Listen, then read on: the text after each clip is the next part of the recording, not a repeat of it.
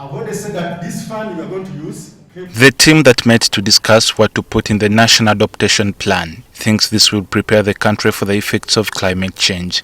Countries like Uganda and many countries in Africa, our contribution to the global climate change is less. It's actually about 4% compared to other countries globally. But we face most of the consequences because of our low levels of adaptation and low adaptive capacities.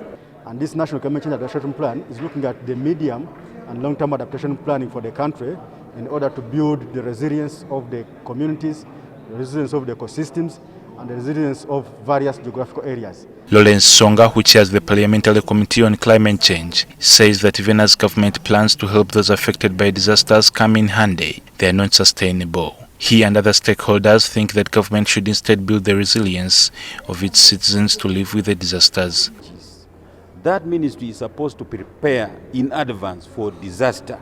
It's not supposed to be a ministry which will go when disaster has struck to take relief aid. We need to find a way where the vulnerable people can live with this climate change while also trying to have sustainable livelihood.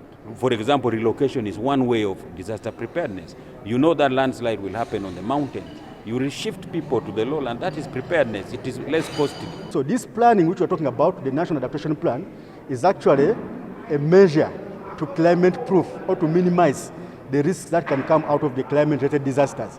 So once these are planned before, meaning that you are well prepared to deal with them if they happen.